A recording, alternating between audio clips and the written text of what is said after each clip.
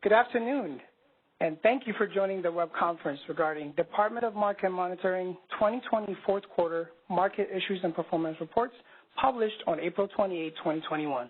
Throughout the presentation, we will pause for questions, so please press #2 on your phone to enter the queue. Please remember to state your name and affiliation before asking the question.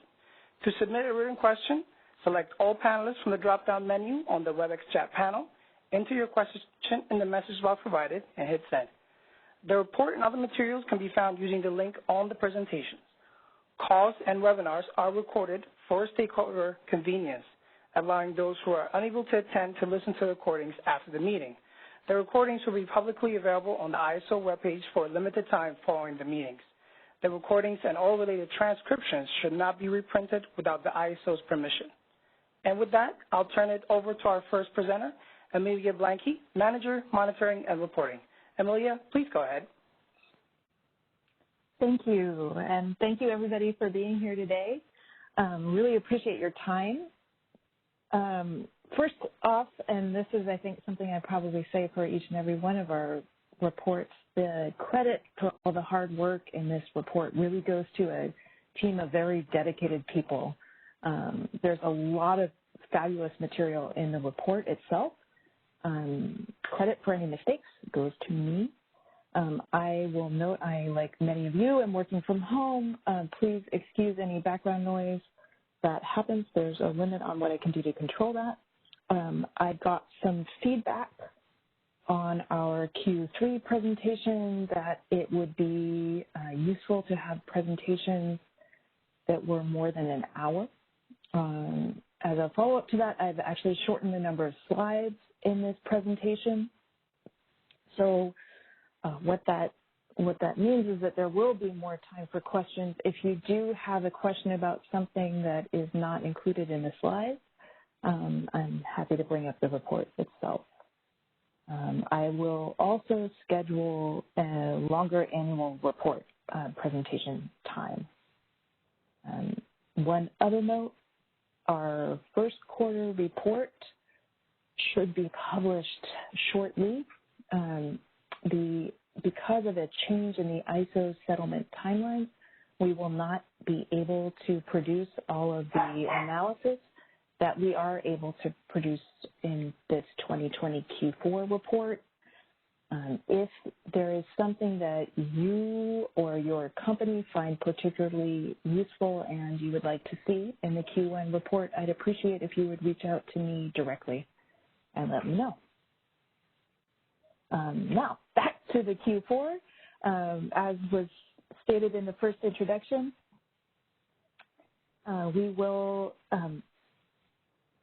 stop for questions. Please do identify your company if you can, and you may enter questions either in the chat or by pressing #2, and I will stop.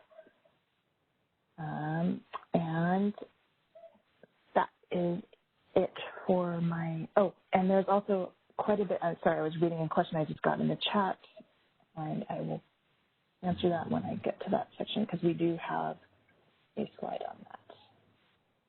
On that note, let me make sure I can advance. Some highlights from the fourth quarter. Prices, and both prices and the wholesale energy costs were slightly higher than Q4 of 2019, substantially lower than Q3 of 2020, obviously. That was due to lower hydro, which was about 40% lower, and slightly higher load-weighted gas prices. And we saw an increase in both average and peak loads, which was a shift from our experience in the second and third quarter. We saw an increase in generation outages, and I'll cover that, as well as high real-time offset costs. That was the subject of the question in the chat. For everybody else, because I think that's only visible to panelists, was why were costs higher in 2020? What were the root causes of higher congestion and energy cost imbalances? I have the beginning of an answer to that question, and I will get to that when we cover the slide. And then Finally, from the first chapter of our report, the ISO introduced a new minimum area flexible ramping requirement. And I'll cover that as well.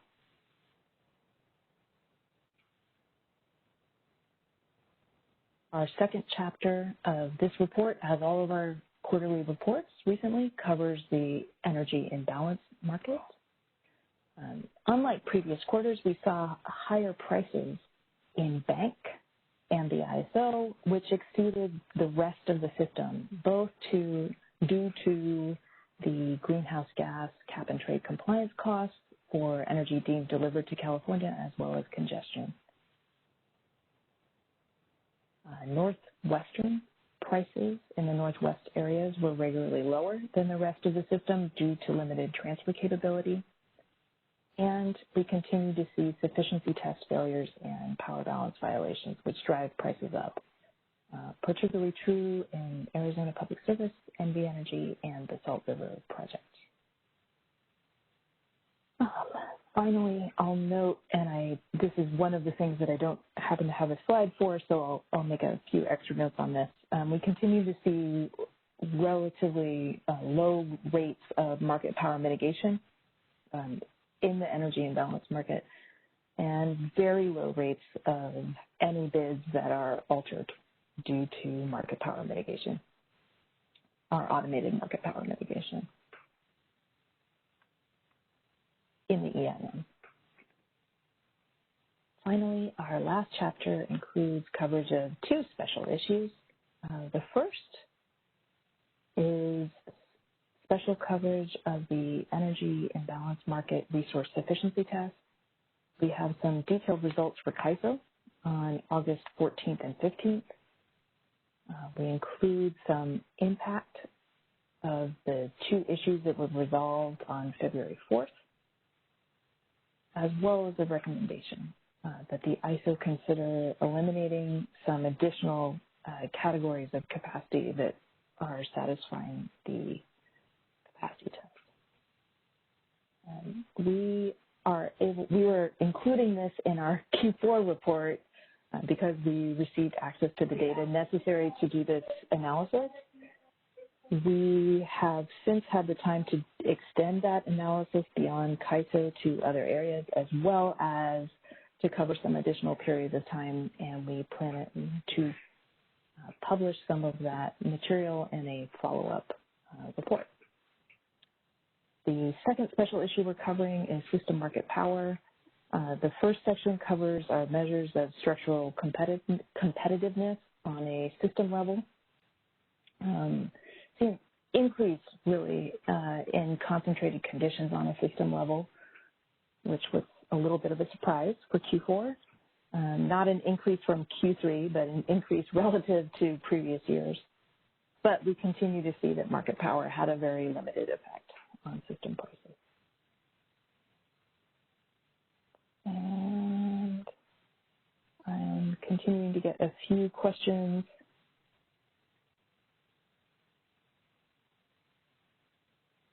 In the chat, and I will try to get to some of those as I move through the presentation.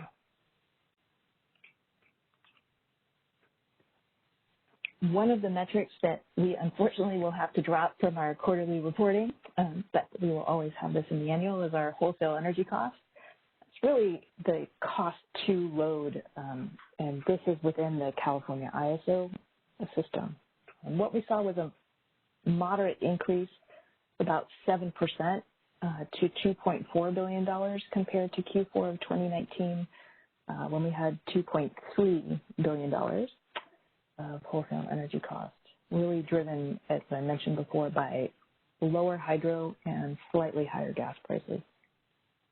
When we control for changes in natural gas and greenhouse gas prices shown on the chart in the green line, we see a more moderate increase from about $42 per megawatt hour to $40.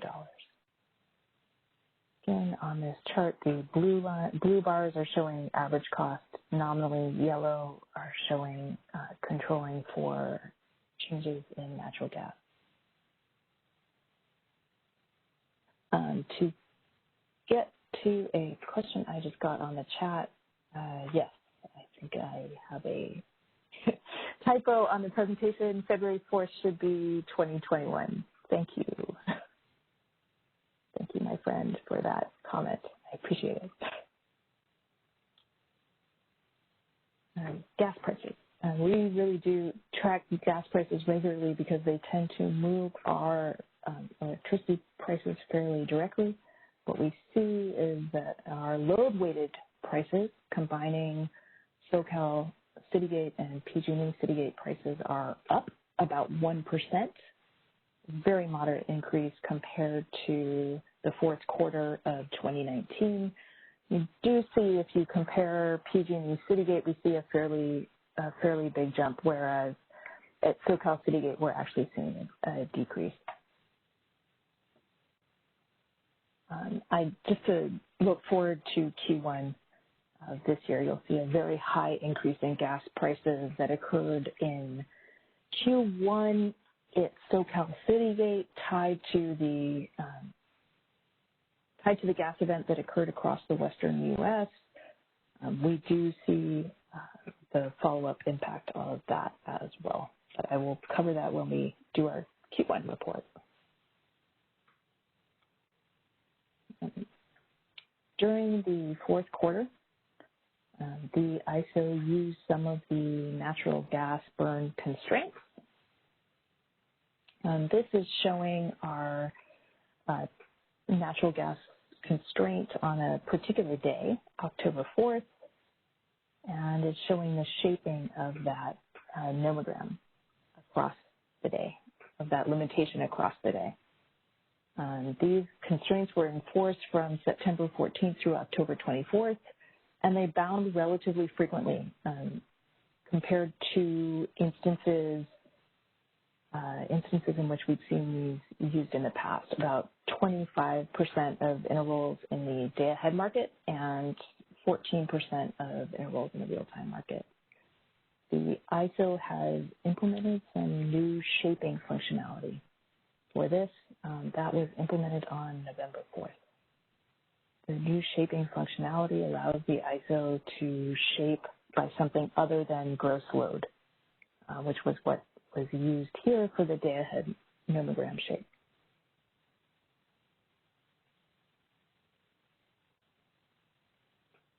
This chart shows monthly average prices. And again, really focusing in on the October, November, and December, so our Q4 of 2020, I'll make a couple notes. First, you see a slight increase in day-ahead and 15-minute prices relative to the Q4 of 2019, and actually a substantial decrease in 5-minute RTD prices. Day-ahead prices are shown in blue, 15-minute prices shown in yellow, and the 5-minute RTD prices are shown here in green. As a reminder, the ISO has virtual bidding, or sometimes referred to as convergence bidding, which will tend to allow for financial arbitrage between our day-ahead and 15-minute market. You see those two prices are fairly close.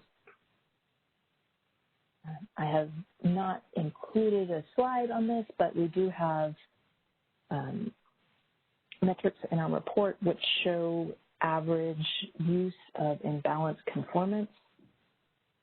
We continue to see relatively high imbalance conformance in our 15-minute and hour-ahead markets, and lower conformance in our 5-minute market. One of the explanations for the relatively low prices in RTD.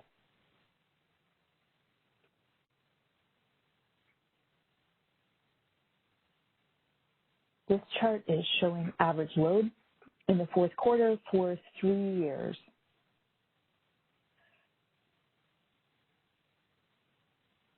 This is showing average load in 2020 is the green, average load in 2019 is the blue, and average load in 2018 is the yellow. average, our load actually increased in the Q4. That is a marked change from earlier in the year. What we've seen with the quarantine and stay-at-home orders is an average load reduction in earlier quarters.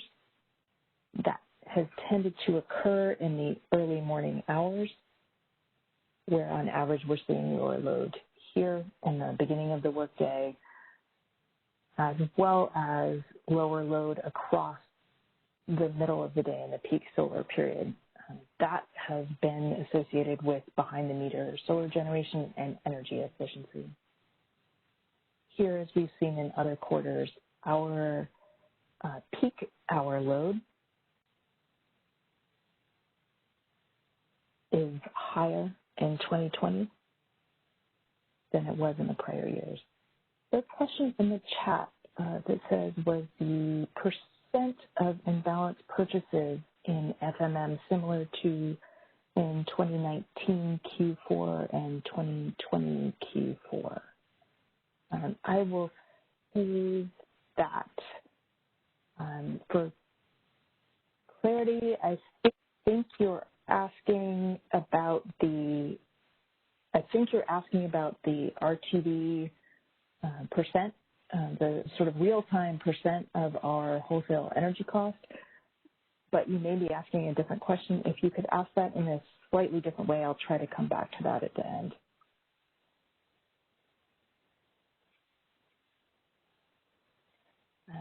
One of the big drivers, I think, of our slightly higher cost was a 40% reduction in hydroelectric generation. We did see an increase overall in renewable production.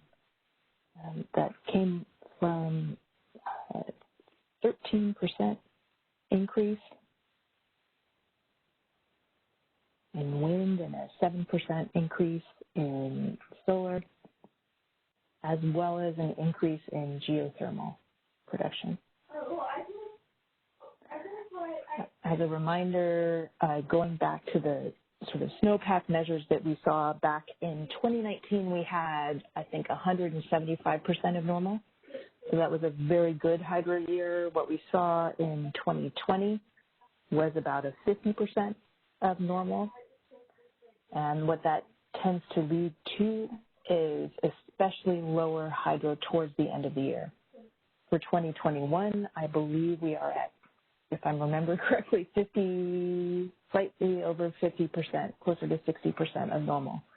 So again, we're anticipating lower hydro relatively in the fourth quarter of the coming year.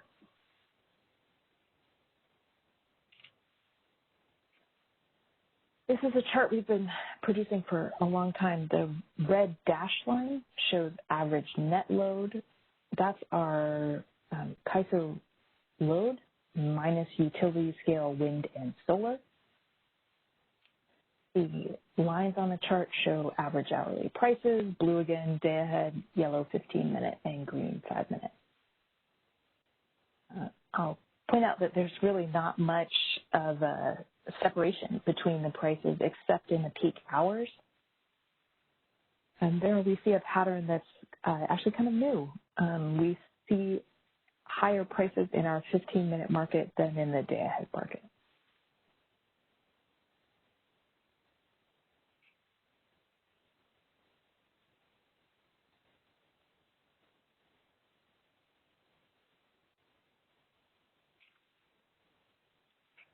I will note that moving into our Q1 and Q2 of this year, we are starting to see a significant amount of behind-the-meter solar to the degree that we sometimes see load in the middle of the day that is lower than our load in the early hour ending 3, hour ending 4 hours. But this red dashed line is showing net load, and we do tend to see prices that are correlated with that.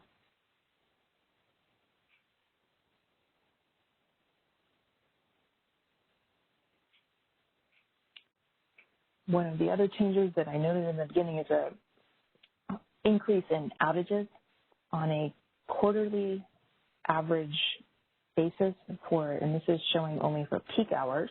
We see higher rates of outage than we had in any quarter, going back to 2015. That increase is an increase really in the forced outage rate in Q4 relative to prior quarters. And empirically, that is driven largely by an outage in nuclear generation.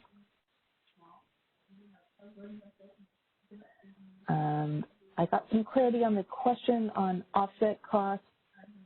I was asking about the total imbalance purchase in terms of quantity in our 15-minute versus our 5-minute market. And I don't think I have a good chart for that in the report. I will say that the majority of our settlement is of the 15-minute market in our day ahead rather than the 5-minute market. I do not have charts to back that up, unfortunately.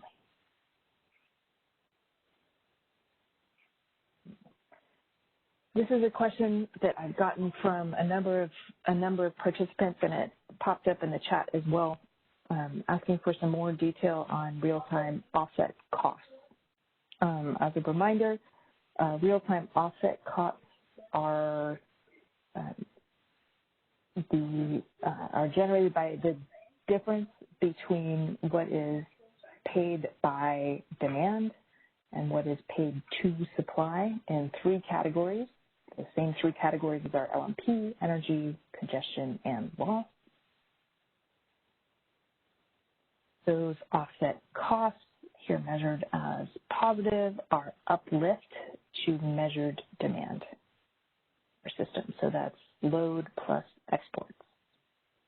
The total cost for 2020 was $177 million at the time that we ran this through settlements, which is the highest cost by our measure since 2014. There were higher costs in years prior due to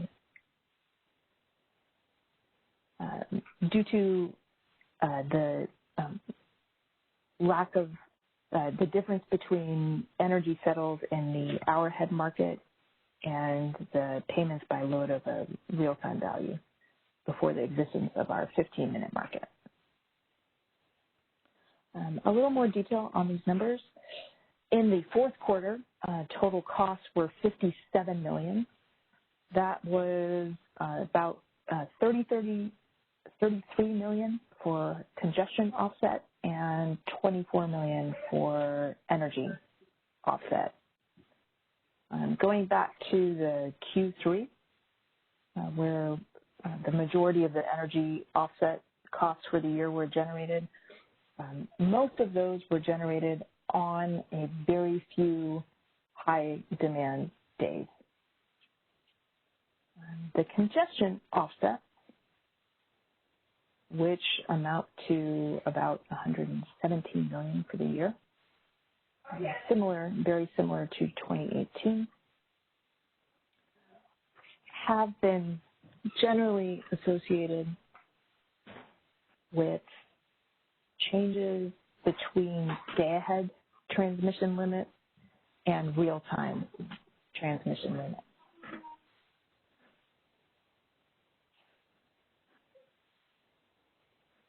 I'm happy to take additional questions. I don't have much more detail that I can provide on this at this time, but I would also suggest that any scheduling coordinators that do have questions about this, please do reach out to the CAISO.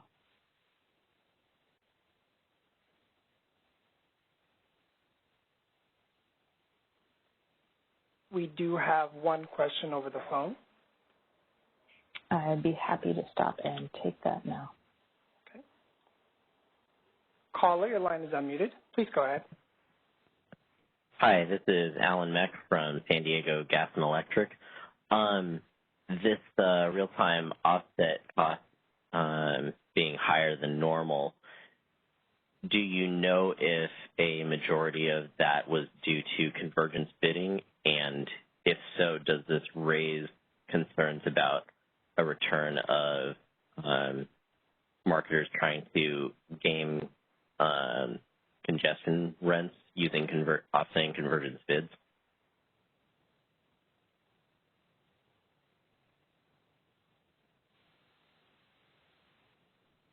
It's an interesting question. I don't think I can address that at this time. We do look at some of the causes, and we have found previously I'm trying to remember the year off the top of my head, but there are some times where it turns out that there's an underlying cause. It can be something as simple as a metering error, and we will spend some time to look into that. Thanks, Alan. Okay. Do you think that you might include that in the annual report? If we believe that convergence bidding is leading to an increase in this particular cost, yes, I think that's something we would know. Okay. Thank you. Sure.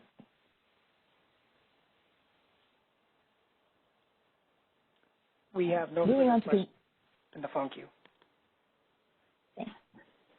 Moving on to congestion. Overall, congestion was down in the fourth quarter. There was about 103 million of day-ahead congestion rent, which was less than the fourth quarter of 2019 when we had 104 million. Obviously, substantially less than the third quarter.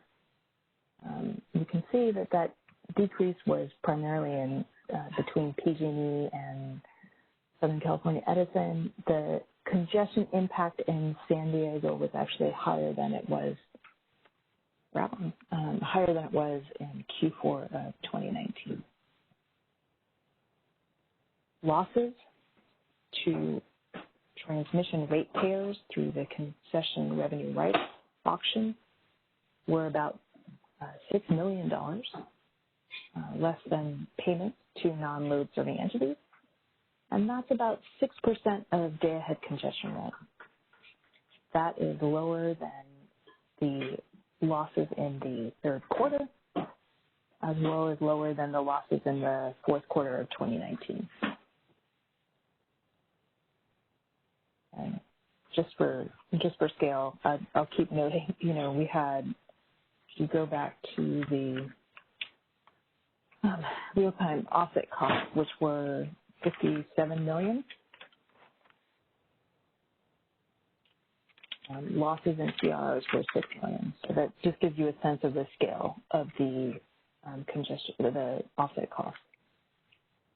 Here again, just to keep that in mind, we find total ancillary service payments for the quarter were $49 million, which was an increase relative to Q4 2019, but still lower than total offset costs, which were, again, $57 million.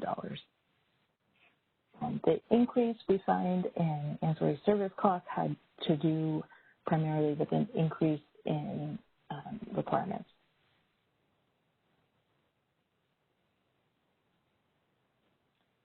Big cost recovery payments rose to $37 million, which was about $10 million more than Q4 of 2019. Again, all the comparisons are quarter 2020 to quarter 2019. If you compare any of these measures, ancillary service costs, big cost recovery payments, wholesale energy costs, to Q3, they were down substantially.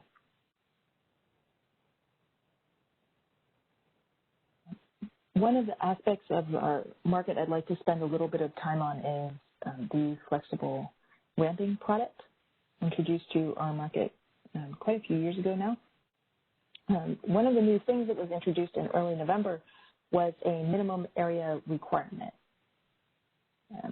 We found that minimum area requirement was binding frequently in the California ISO. This is showing the frequency with which it was binding in the California ISO on the left-hand panel, and the frequency of this minimum requirement was enforced in the other energy imbalance market areas in the right-hand panel. The scale of the two is very different. For California ISO, we're seeing it binding in over 90% of intervals in most months in the upward ramping direction, and also binding frequently in the downward ramping direction.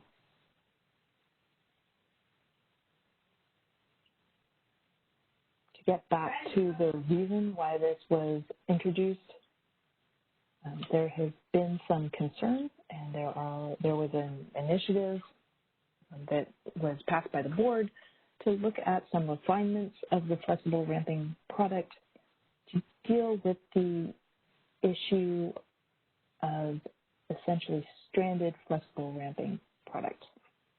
With the procurement of flexible ramping that was not actually able to meet any flexible ramping demand.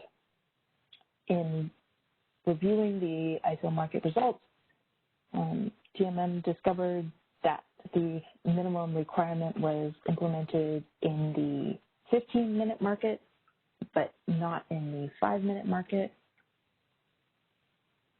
What we saw following that implementation is an increase in positive prices, particularly within the ISO area, following implementation of that minimum requirement, again, in the 15-minute market. In the 5-minute market, we continue to see a zero price in over 99.9% of intervals.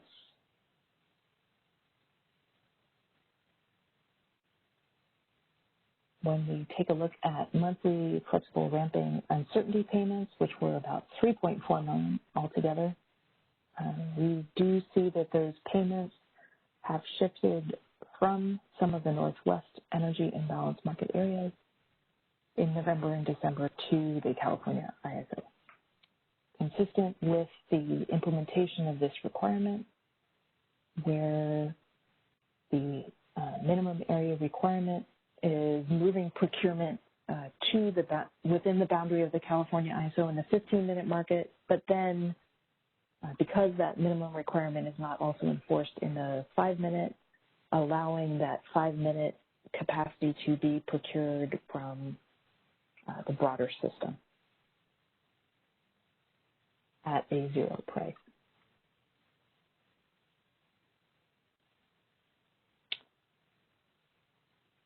I'll stop here before moving on to some additional energy imbalance market results to see if there are any questions.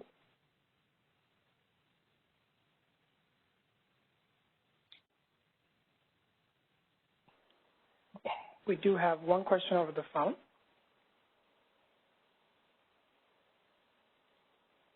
Caller, your line is unmuted. Please go ahead. Hey, Amelia. This is Michelle Keto from the CPUC. So I guess I'm trying to understand, was it your understanding that this was supposed to be implemented in the 5-minute market? And if it's allowing the FRP to be procured outside of the area in the 5-minute market, doesn't that defeat the purpose, because didn't we determine that it wasn't deliverable? We did not. We anticipated that, yes, it would be implemented in both the 15-minute and 5-minute markets. I think this issue will be scheduled for discussion at the next Market Surveillance Committee meeting. This minimum area requirement is a sort of interim implementation of what would eventually be more nodal procurement of the flexible ramping product. So our focus really is think for efficiency on ensuring that nodal implementation, our expectation is that would take place in both the 15-minute and 5-minute market. Okay, but what effect does it have that it's not in the 5-minute market now? Are we procuring FRP that's not deliverable, or something like FRP that's not deliverable, and what effect does that have? From a settlements perspective, the effect is that California ISO resources are paid a positive price in the 15-minute market and then buy that back at typically a zero price because much of that undeliverable capacity is available at a very low price, being undeliverable. The undeliverable, because even if it is undeliverable, that issue is then still existing in the 5-minute market, the same as it was with the prior implementation. Okay, but does this affect reliability? Because then you're buying something, flexible ramping that's undeliverable. So does this have adverse reliability impacts? Our recommendation is that they implement it in both. Yes. Okay. Yeah. Okay, thank you very much. Sure. Taking a look at prices. This is showing to the question I had before on volumes. Here we're showing prices in the 15-minute market, typically because that is where the bulk of the volume is settled. We are showing prices in Pacific Gas and Electric for the ISO as the gray dashed line, and in groups of the EIM areas for simplicity on a monthly average. Concentrating here on the third quarter, October, November, and December, you see higher prices in the California areas. So that included at the time bank balancing area of Northern California SMUD, as well as PG&E and the ISO areas. We continue to see relatively low prices in the Pacific Northwest, which for us is including PowerX, Pacific Corp West, Puget Sound Energy, Portland General Electric, and Seattle City Light. That tends to be because that region is more often separated from the rest of the system by transmission constraints and has a relative surplus of generation. This is a lot of numbers in a table, but what it is showing is the frequency of upward failed, this is flexible ramping sufficiency tests by month. And here we see a relatively high frequency in NV Energy, Salt River Project, and Arizona Public Service, but much slower than we had in Q3. And I will spend a little bit more time on the tests in the special issues section, so I'll move right now. This chart is showing relative our average frequency of congestion to and from in the 15-minute market and the 5-minute market in the Q4. And just to highlight again, the northwestern areas at the bottom of the table tend to be separated in the export direction, and then more often in the 15-minute market than in the 5-minute market. That's been a consistent pattern across multiple quarters. This table is showing average 15-minute market energy imbalance market limits. Sorry, and there's a typo up there. That's not July and September. That is for October through December. And as we have seen in previous quarters, what we're seeing is very low and on average zero for Puget Sound Energy and PowerX export limits into CAISO, but also relatively low from the other areas in the Northwest.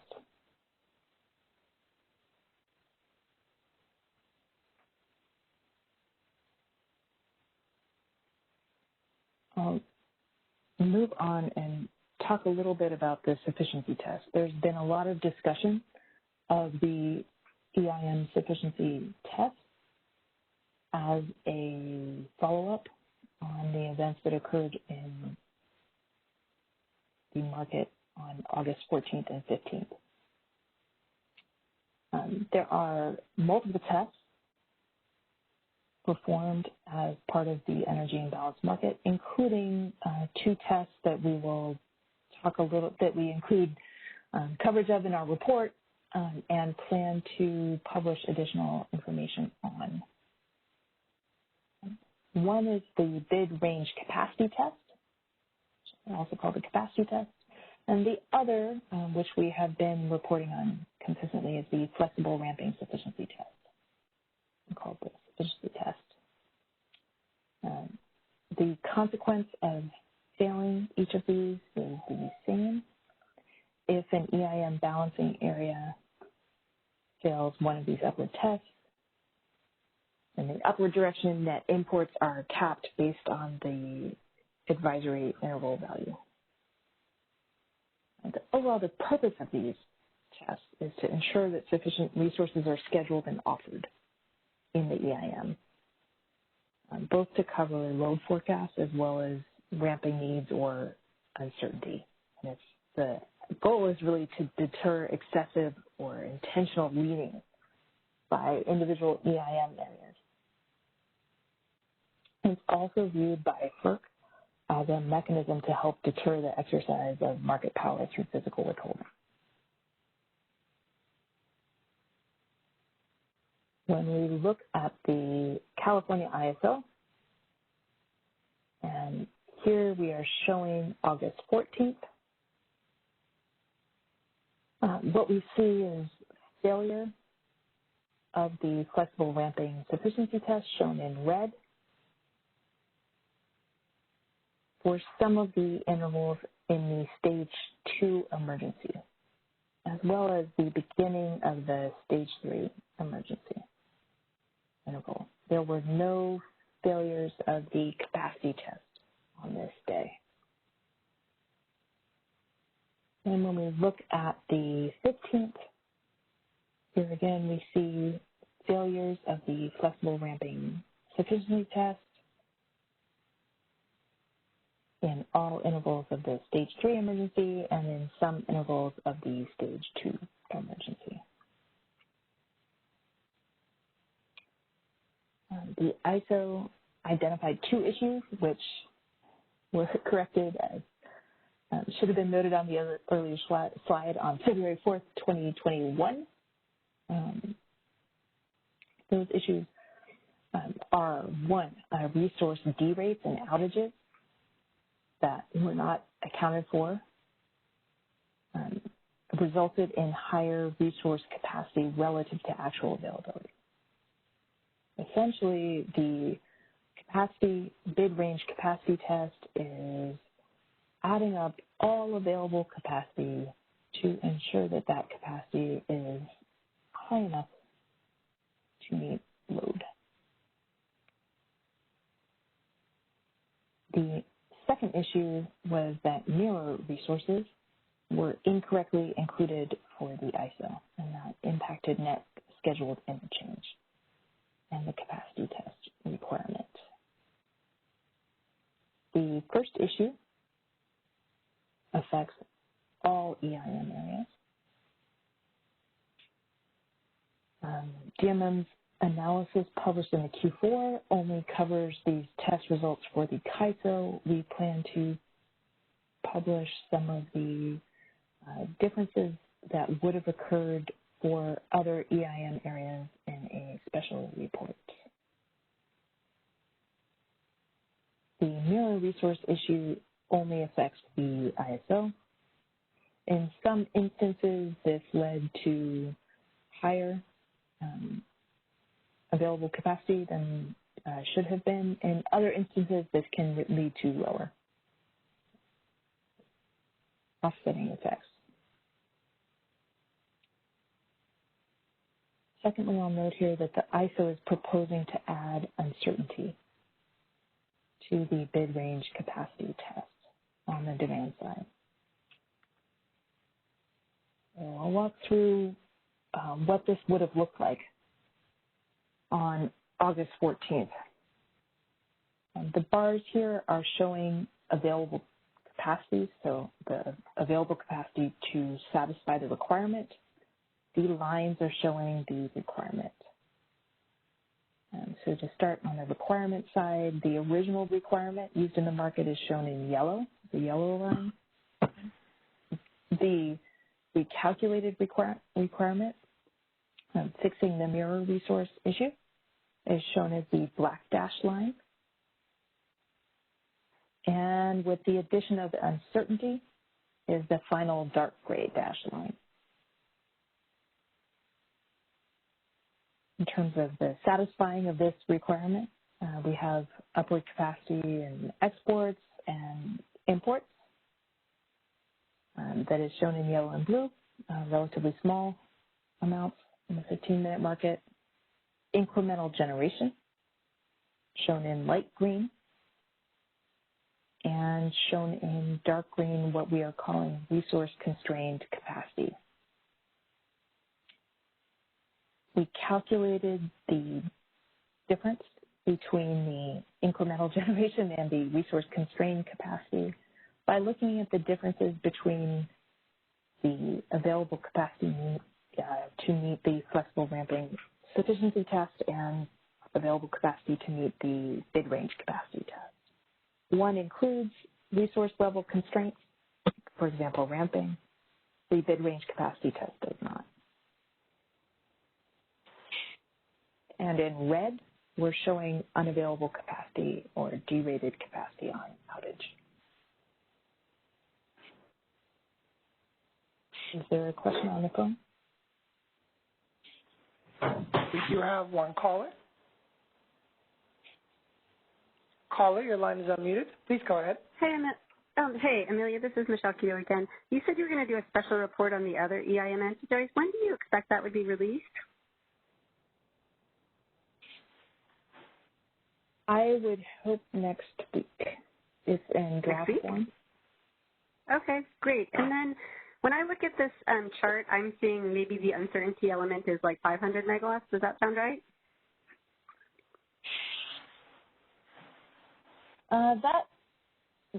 Eyeballing it, I would say that's about right. If you look at the same chart for August 15th, you can see it sort of depends on the hour. So here in hour 17, it's larger than it was. Okay, I got that. Hour 16. So we're using the uncertainty requirements that are part of the flexible ramping sufficiency test. Okay. And then am I right in understanding that EIM entities can commit more resources to meet these uncertainties after they're established, but CAISO entities can't because we're doing this on a market run basis? Is that understanding correct?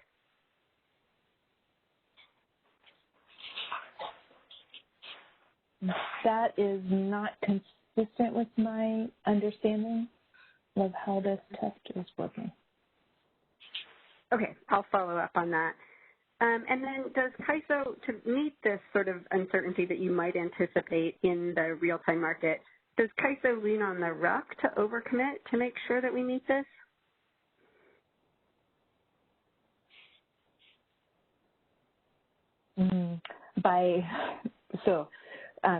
To lean on the RUC to ensure that you met this would require... Right, so things can go wrong in the real-time market, right? You could get an unexpected... Okay, go ahead, sorry. I was going to say, this test, to meet this test, doesn't require sort of resources to be committed within a rampable. This can include this sort of unavailable resource-constrained capacity. Okay, so if you had a long start necessary to lean on the RUC to, yeah. If that you didn't commit in the RUC, you still get to count it because it was originally available. It's not like load's fault for it that it wasn't available, right? Okay, got it. Thank you very much. Appreciate it. Sure. My last slide on this, and I'll ask if you'd mute, that would be helpful. Last slide on this just shows the impact of the changes that were put into place. Here we're showing intervals with the hash marks that were intervals in which there was a failed sufficiency test, and this is showing the number of intervals in the hour, not necessarily which interval was failed. The impact of failing the capacity test and failing the sufficiency test is the same, so essentially failing these in the capacity test wouldn't have made a difference. But we do see some intervals where the fixes alone, so changing the two issues, would have resulted in failures of the capacity test shown in blue without hash marks, in intervals where there was no failure of the sufficiency test. And adding uncertainty appears to increase that number of intervals, and those are shown in yellow. Excluding some of the resource-constrained capacity, which DMM is recommending that the ISO consider, would increase the potential failures. This isn't in the report, but just to foreshadow, we do see similar increases in failures in other EIM areas as well, particularly because of the fix to exclude derated capacity on outage from satisfying the capacity test.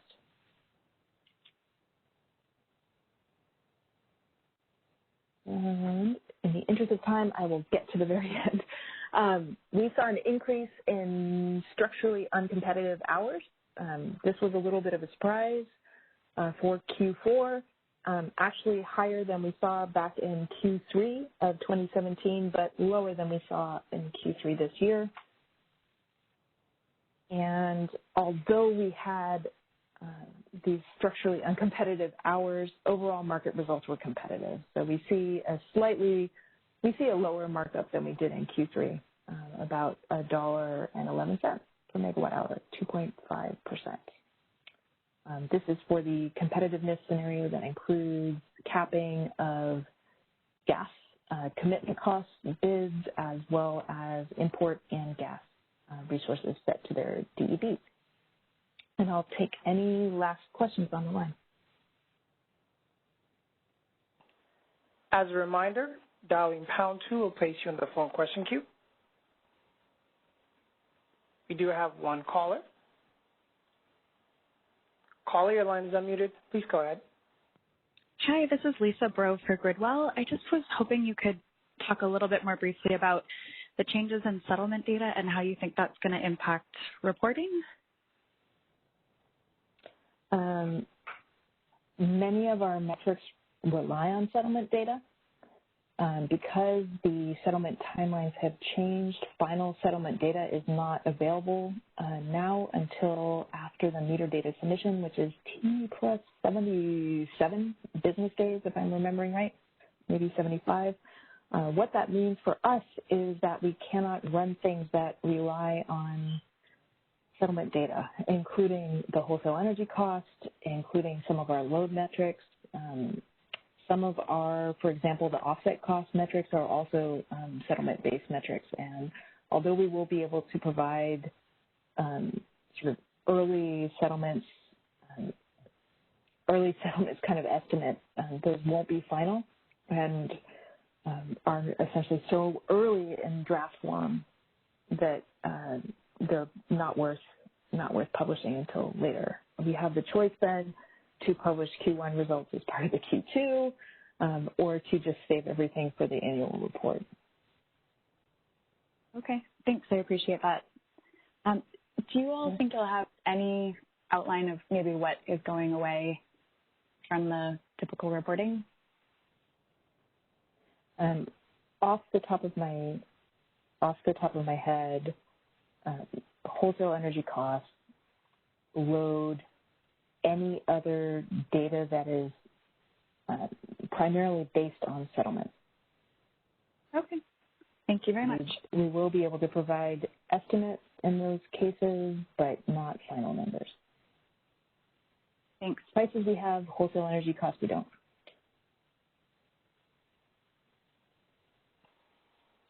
Are there any other questions? We have no further questions in the queue. All right. Thank you, everybody, again for your time. And I really would, if you, a request that if you do have specific requests, either as follow-up for the Q4 report or as a request for something that you would like to see in the Q1 report, please do reach out to me directly. Thank you very much. That concludes our conference. Thanks for using Event Services. You may now disconnect.